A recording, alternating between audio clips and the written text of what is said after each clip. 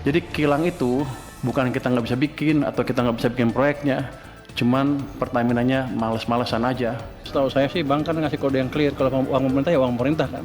Saya kan periksa nanti. Yang biayanya dia sendiri, kan orang yang taruh duitnya di situ. Kalau saya sih berharapnya benar 4,1, ya kan? Kalau benar 4,1 kan saya dapat tambahan lagi tuh uang lebih kan? Tapi konsekuensinya seluruh pejabat saya berhentikan. Hasan Nasbi minta Purbaya berhenti kritik pejabat lain, kalau mau di ruang tertutup. Apa yang disampaikan Purbaya itu membuat optimisme baru. Oke. Terlepas dari gayanya dia, optimismenya juga ada. Ini kalau di teori komunikasi namanya konsistensi kognitif.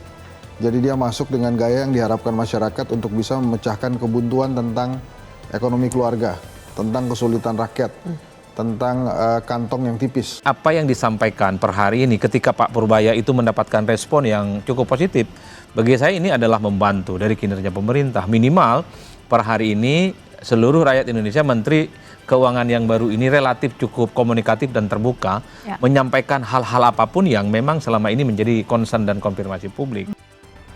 Mantan Kepala Badan Komunikasi Pemerintah, Bakom, Hasan Nasbi, menyoroti gaya komunikasi Menteri Keuangan Purbaya Yudi Sadewa yang dinilai terlalu sering menyentil pejabat lain.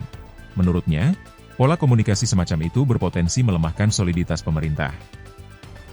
Kalau kita bicara dalam konteks pemerintah ya, sesama anggota kabinet, sesama pemerintah nggak bisa kalau menurut saya baku tikam terus-menerus di depan umum. Karena itu akan melemahkan pemerintah.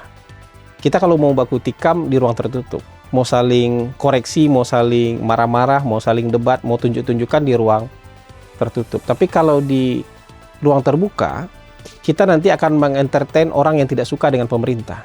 Kemudian mengatakan, wah ini bagus nih, mengentertain orang yang tidak suka dengan pemerintah. Mungkin kita nggak dapat cercaan, makian dari pendukung pemerintah karena mereka menahan diri. Jadi kesannya kita mendapatkan dukungan dari semua orang. Tapi lama-lama, kalau ini diteruskan, itu bisa membuat pemerintah kelihatan lemah. Pemerintah kelihatan nggak solid, pemerintah kelihatan gampang untuk dipecah belah, gampang untuk diadu domba. Ini bahaya nih persepsi ini kalau dikembangin lama-lama.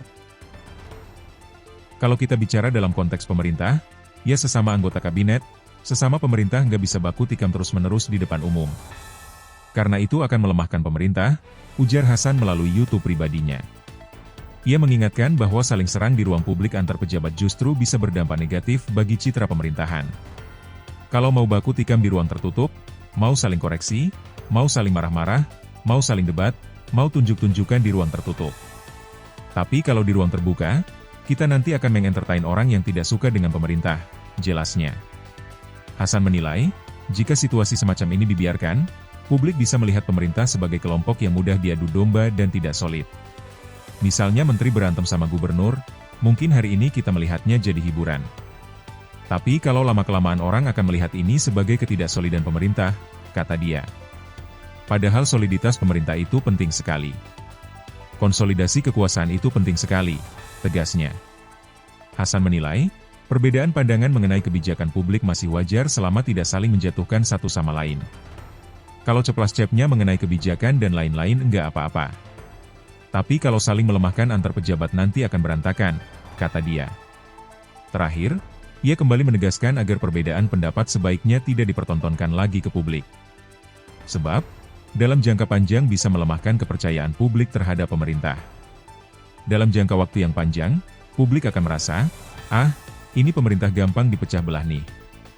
Pemerintah gampang diadu domba, gampang digergaji. Terus interview aja Pak Purbaya. Hari ini si A kena setrum, besok si B kena sengat, besok si C kena bakar, besok si D kena gitu ya, pungkasnya.